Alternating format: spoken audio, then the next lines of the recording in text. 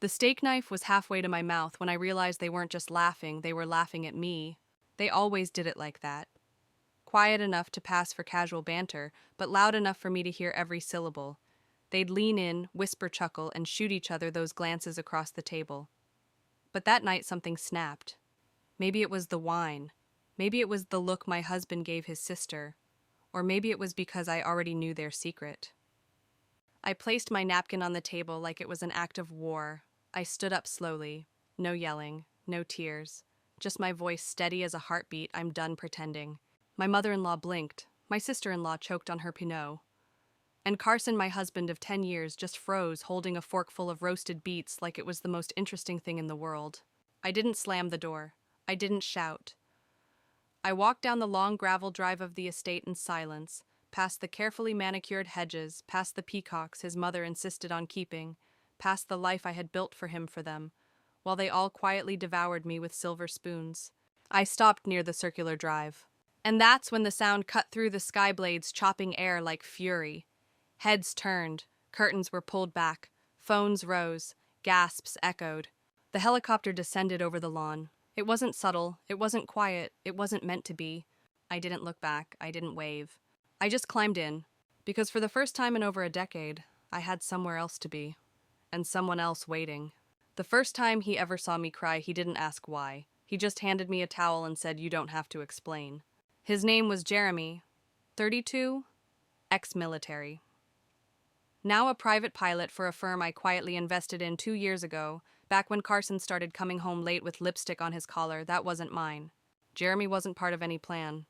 He was just the man who flew me to board meetings in Chicago when I decided I wanted to build something of my own. Not a boutique, not a blog, but a real company, real power. My name on contracts, not on place cards. The first time he flew me out, I was still clinging to the idea that my marriage could be salvaged with patience, or prayer, or pain. But by the third flight, I wasn't praying anymore. I was paying attention. Jeremy never flirted, not like Carson's colleagues who only saw my waistline or my cheekbones. He just noticed things. That I liked my coffee without sugar. That I got nervous before board meetings but hid it behind tailored blazers. That I hummed old country songs when I thought no one was listening. He never crossed a line. Until one night after a dinner where Carson forgot to introduce me to his clients again, I sat crying in the back of the helicopter hangar, heels off, mascara smudged. Jeremy found me there. He didn't touch me. He didn't make promises. He just sat beside me for over an hour, the silence between us thicker than any confession. When I stood up to leave, I asked him, "Do you think I'm stupid for staying?" He looked at me, not the way men look when they want to sleep with you, but the way someone looks when they see what you're trying so hard to hide. "I think you're stronger than they ever gave you credit for," he said. I remember walking away that night feeling seen. Not desired, not pitied. Seen. And somehow that was worse, because once you've been seen, you can't go back to being invisible. Especially not at a dinner table full of wolves wearing smiles. I told myself I was just cold. That's why I let him pull the blanket over my shoulders. But the storm outside wasn't nearly as loud as the one inside me. It happened on a Friday, one of those nights where the rain doesn't just fall, it crashes. The firm had sent Jeremy and me to a coastal retreat center to scout potential expansion sites. Carson didn't even notice I was gone, or if he did, he didn't ask. By then, our home was just a silent museum, curated photos, untouched sheets, and a man who only noticed me when his mother pointed out I wasn't smiling enough at dinner. Jeremy and I had separate rooms as always. We had dinner with the developers. I wore a dress I hadn't worn since before Carson's infidelity hardened me into stone. The developers complimented my pitch. I caught Jeremy watching me across the table, not like a boss, not like a colleague, but like someone remembering something they never had the right to want. When the storm hit, it knocked the power out. The resort flickered to a ghost. I stepped into the hallway, barefoot, shivering. He opened his door with a flashlight in hand. "Hey," he said quietly, "you okay?" I nodded, "Just the storm." "Come in. You shouldn't be alone with all this thunder." I hesitated. That pause, 2 seconds of breath, was the last moment I could claim innocence. Inside, he lit one of those emergency candles hotels keep in the closet. The room glowed warm and soft. The rain clattered like applause. I sat on the edge of his bed, arms wrapped around my knees. He handed me a blanket. Then he sat down beside me, not touching, not crowding, just present. And that's when he said, You don't have to keep pretending it doesn't hurt. I turned to him, and something in me collapsed. I didn't mean to cry. I didn't mean to lean into him. I didn't mean to let my hand find his. But when his fingers closed around mine, I didn't move. When he pressed his forehead to mine, I didn't stop him. And when he whispered, "You don't owe them your soul," I kissed him. Soft, shaking, silent. We didn't sleep together that night, but we crossed a line I could never uncross. A line drawn in the dark beneath the roar of a storm neither of us wanted to survive. Guilt doesn't always arrive with fire and brimstone. Sometimes it shows up as calm, like the eye of a hurricane waiting. I woke up in my own room. The blanket Jeremy gave me still smelled like cedar and something faintly like motor oil. I hadn't slept much. My mind kept replaying the look on his face right after I kissed him, not hunger, not conquest. Just a kind of sadness. Like he already knew this would break us both. At breakfast, we sat across from each other quiet. No one would have suspected a thing. Except I knew. I stirred my coffee for far too long, avoiding his eyes, waiting for him to say something, anything. Instead, he passed me the cream and asked how I'd slept. I wanted to scream. I wanted to pretend it didn't happen. I wanted to grab his hand under the table. But I did none of those things. Because I wasn't a free woman. And worse, I wasn't sure if I wanted to be. That's the shame of it. The real betrayal wasn't kissing Jeremy. It was realizing I'd rather be in that dark room with him holding a silence full of things we couldn't say than at home, in a king-size bed with a man who hadn't touched me in months. When we flew back that afternoon, I watched the clouds roll beneath us, blanketing the world in softness. I tried to memorize the way it felt to be wanted to be noticed. But when we landed, Carson was waiting on the tarmac. He rarely did that. His smile was smug, not warm. The kind of grin that suggested he knew something I didn't. "Welcome back," he said, pulling me into a side hug that felt more like a staged photo op than affection. Then he turned to Jeremy and said, "Thanks for keeping my wife entertained. Hope she didn't talk your ear off." I watched Jeremy flinch just a fraction, just enough. That night, as Carson poured himself a scotch and retreated to his study, I stood in the mirror and asked myself a question I hadn't dared to before. What would happen if I stopped playing the good wife? What if I left? Not with drama, not with screaming, but with silence so loud it echoed. The moment I knew I couldn't go back wasn't when he cheated. It was when she laughed. Her name was Caroline, Carson's sister. His older, perfectly coiffed, brittle as glass sister. She never liked me, not from day one. She always smiled just wide enough for her teeth to show, but never her eyes. A professional pretender. The kind of woman who could pass you a poisoned apple while complimenting your dress. It was her laugh that undid me. Not the affair, not even the lie. It was that laugh, sharp, triumphant, too loud for the joke. We were at one of those family dinners his mother insisted on: mahogany table, overpriced floral arrangements, 4 courses, and no love. I had just refilled my glass of wine when Caroline leaned across the table and said, "So how's that charity gala planning going? Still pretending that counts as a real job?" I smiled tightly. "It's actually doing quite well. We secured 3 new sponsors this week." Carson snorted into his glass. "And Caroline?" She laughed. That ugly, sharp, open-mouthed laugh, the kind that's meant to sting. And that's when I saw it, the look between them. The one I wasn't supposed to notice. Quick, smug. A flicker of something shared. Not just siblings. Co-conspirators. I excused myself from the table, walked down the hall to the powder room, closed the door, sat on the toilet lid and pressed my palms to my eyes until I saw stars. Because in that moment I knew. Carson hadn't just been lying to me. They all had. Caroline, his mother, even his cousin Rachel, who smiled too wide whenever Carson walked into a room. They knew about the affairs, the lies, the way he funneled my inheritance into joint investments under his name. And none of them said a word. They let me stay. They watched me stay. Because I was convenient. I made the table look complete. I made the family appear whole. I was a prop, a pretty one, a disposable one. Until I wasn't. Until I started building something of my own. Until I kissed a man who made me feel real. Until I stood up from that dinner table and made the whole damn chandelier tremble with the silence I left behind. So no, it wasn't the betrayal that broke me. It was the sound of Caroline's laugh echoing in a room where I no longer belonged. And when I walked out that night into the wind toward the roar of that helicopter, I wasn't just leaving dinner. I was leaving them. All of them. The funny thing about secrets is they rot in silence until someone opens a window. The envelope came 3 days after the dinner. Cream-colored, thick. My name written in crisp blue ink, not printed. Handwritten. From Aunt Lila. Carson had always dismissed her as the family flake. She lived alone 4 states away, on a piece of land no one visited, said strange things at funerals, dressed like she stepped out of a vintage film reel. But she was sharp, terrifyingly so, and she liked me. Always had. The envelope contained one thing, a legal document. I read the first sentence 5 times before it made sense. Aunt Lila had died, and she had left her estate to me. Not Carson, not Caroline, not anyone with their surname. Me. The will was recent, drafted just 4 weeks earlier. Dated after our last phone call when I had vented about how cold the house had become, how my hands no longer shook from anger but from sheer exhaustion. I remember she said, "Don't worry, sweetheart, you'll be free soon, one way or another." I hadn't understood what she meant. Until now, I inherited her house, yes, but also the land it sat on, the mineral rights, and a trust fund that had apparently matured while no one was watching. 3.2 million quietly, patiently waiting. I stared at the number. Then I looked at my reflection in the window, my face pale and bare in the morning light. Carson would be furious. He'd pretend he wasn't, but his mouth would twitch. His voice would go soft and sugary the way it did when he wanted to manipulate instead of control. And Caroline, she'd explode. She'd call it betrayal. Call me ungrateful. Call Aunt Lila senile.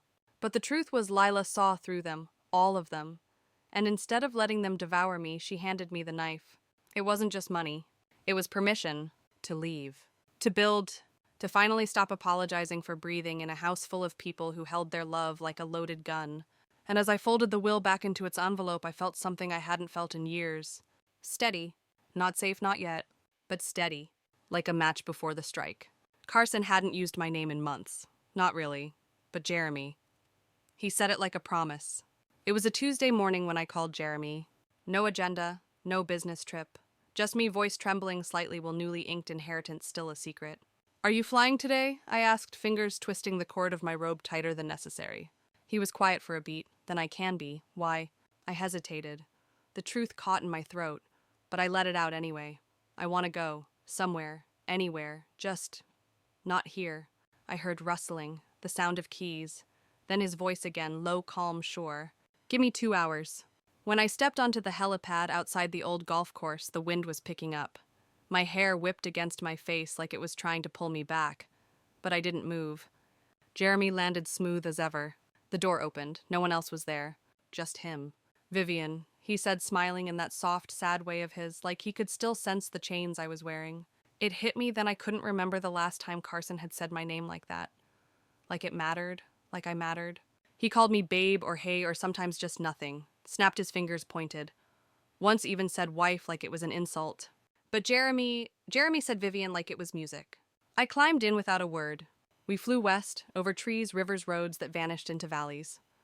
For a long time we didn't speak, but silence with Jeremy never felt like emptiness.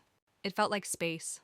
Eventually we landed at a remote overlook. No tourists, no cell towers, no judgment. Just wind, sky, and 2 people pretending they hadn't already gone too far. We sat on the hood of the parked chopper, our legs brushing, breath slowing. He didn't ask why I needed to escape. He didn't ask what happened at the dinner. But after a while, he said, "You deserve better than crumbs from a table set to humiliate you." And I broke. Right there in the arms of a man I technically wasn't supposed to care for. I cried not because of guilt, but because for once I didn't feel insane. For once someone saw me not as a wife, not as an accessory, not even as a tragic figure. Just Vivian. And I didn't want to go back. It was supposed to be a gift, but nothing given by force ever truly belongs to you. The necklace appeared on my dresser 2 days after the flight with Jeremy. A delicate gold chain. Teardrop diamond pendant. Subtle, expensive. I knew exactly what it was. Carson's version of an apology. It wasn't wrapped. No note. Just lying there carelessly like a bone tossed to a pet expected to be grateful. He must have seen my absence. Heard about Aunt Lila's will. Realized the leash he'd had around my neck for 10 years was fraying. But the necklace, that was a trap. Carson didn't give gifts without strings. His presents were always part of some larger performance bouquets after bruised words, vacations, after rumors, diamonds, after dinners, where his hand rested far too long on someone else's thigh beneath the table. And every time I accepted them, I played the role, the graceful, forgiving wife who smiled through clenched teeth and whispered, "Thank you, darling," while swallowing the bile. But not this time. I picked up the necklace, felt the weight of it. Then I walked downstairs. Carson was in the den, glass of scotch in one hand, phone in the other, laughing at something no one else would have found funny. He didn't look up as I entered. I dropped the necklace on the coffee table. He paused, then smiled slowly. Not your taste? Not my price, I said quietly. He tilted his head. I don't follow. You never do. I turned to leave, but then paused in the doorway. I needed to say it, not for him, for me. I know about the money, from my trust, from the house my father left me. You moved it without my permission. He sat up straighter. Vivian Tutt, you knew exactly what you were doing. His mouth opened, then shut. Save the speech, I added, voice shaking now. You don't owe me explanations, just signatures. He blinked. Signatures. On the divorce papers.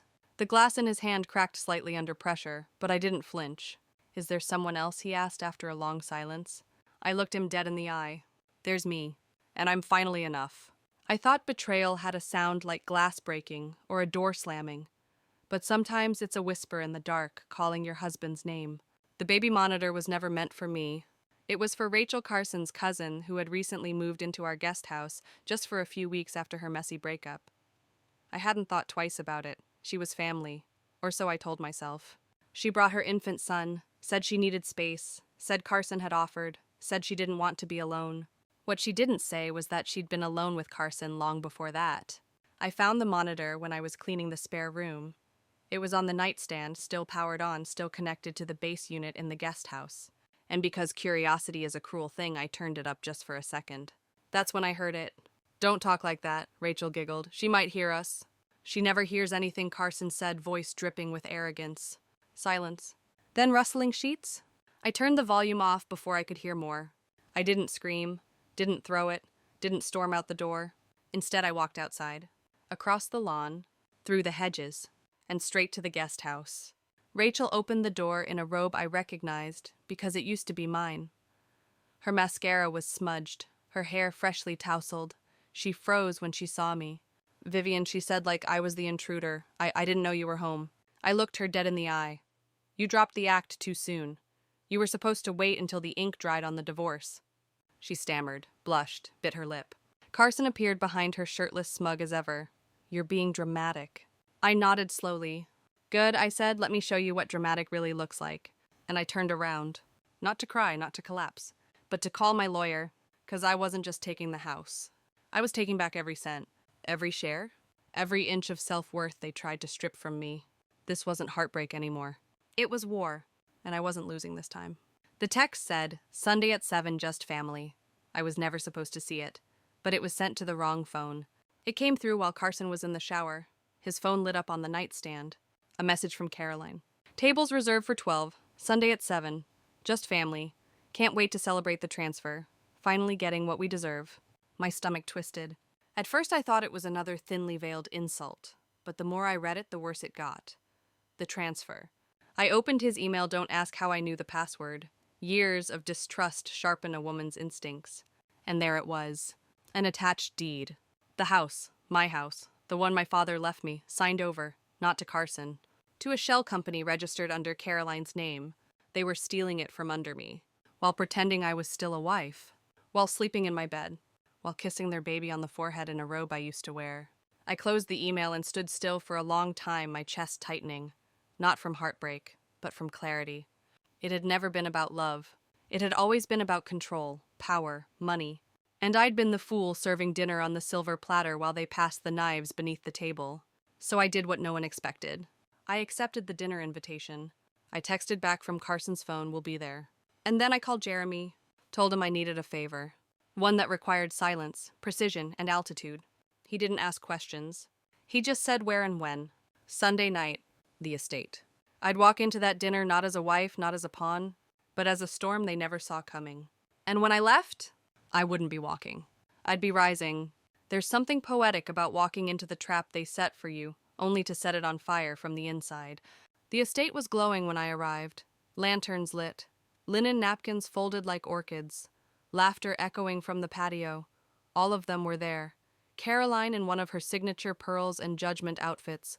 Rachel pretending not to know she looked like a thief, and Carson.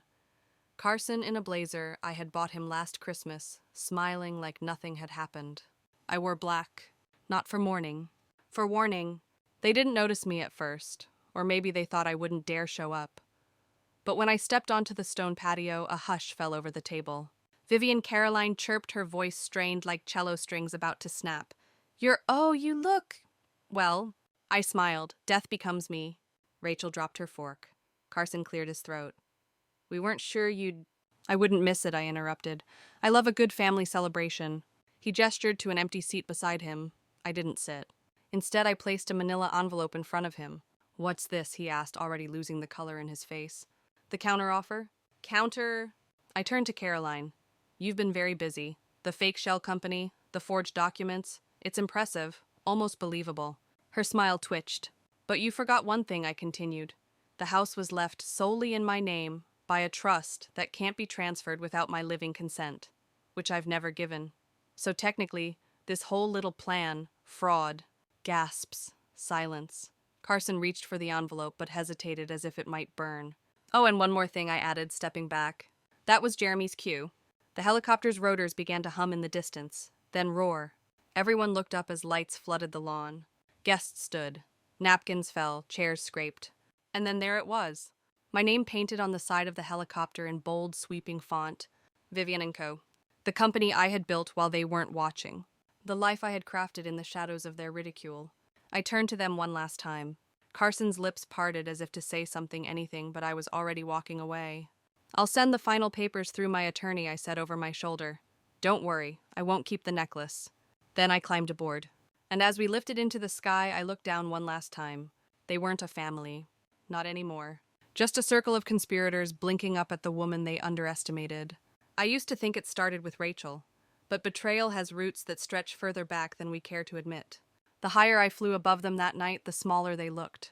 But what loomed larger than any of them was the truth I'd spent years refusing to name.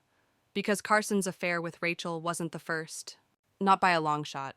The first time I knew something was wrong was 6 years ago. We were still happy then, at least that's what the photos from Paris claimed.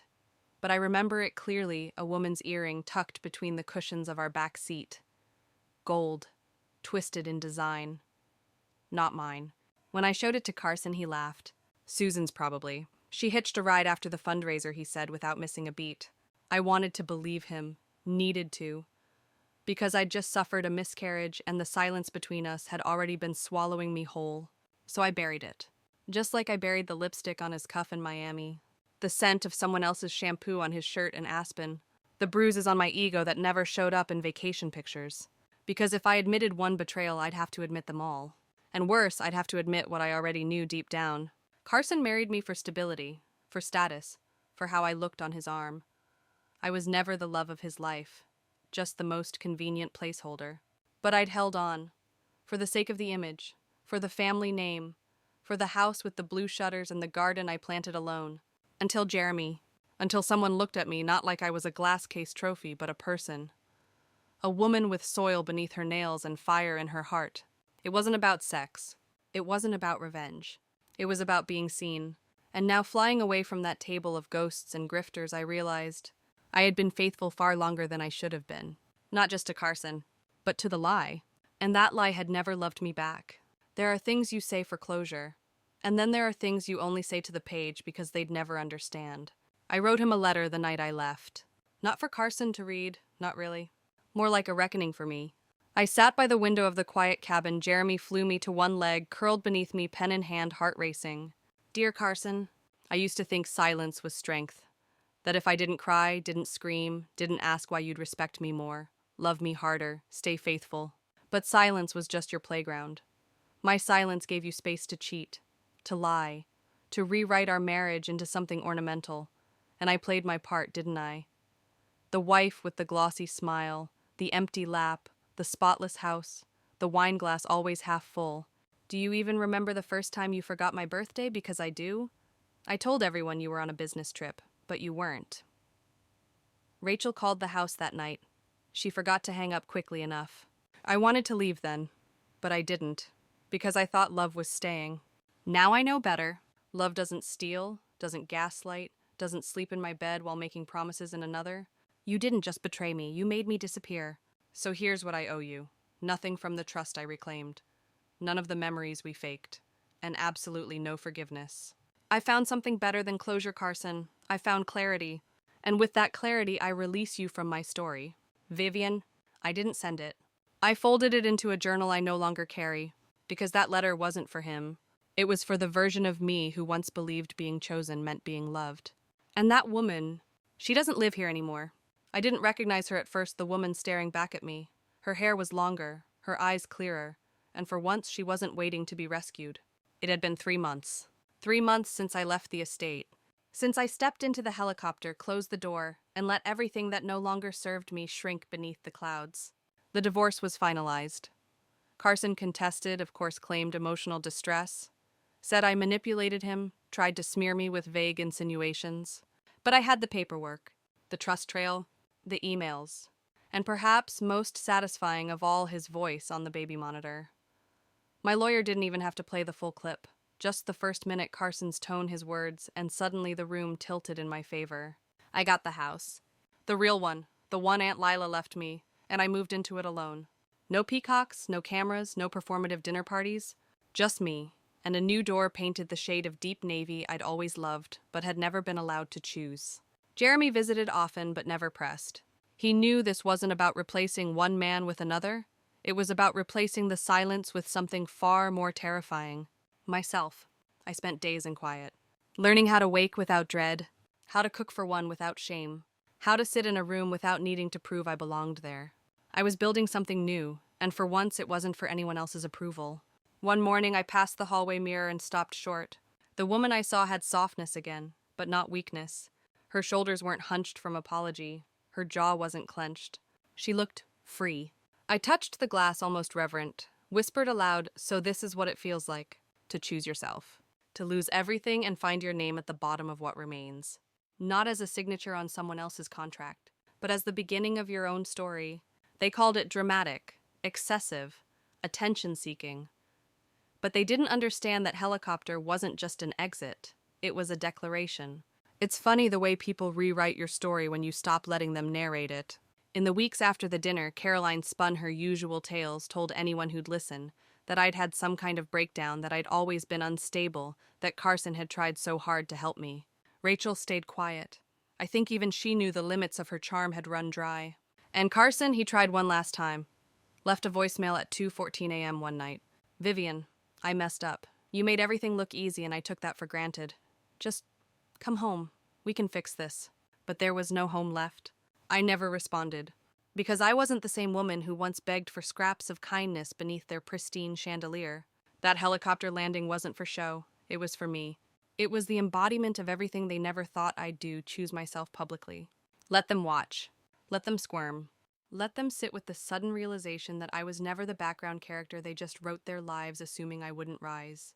Now, my name is on every deed, every bank account, every business card. Vivian Langford, founder, owner, survivor. But more than that, woman. A woman who knows now that dignity doesn't come from being quiet at the table. It comes from standing without flinching and walking away while everyone else is still mid-bite. And yes, I left in a helicopter, because I wanted them to hear it roar. I wanted the ground to shake beneath their feet the way mine had for years.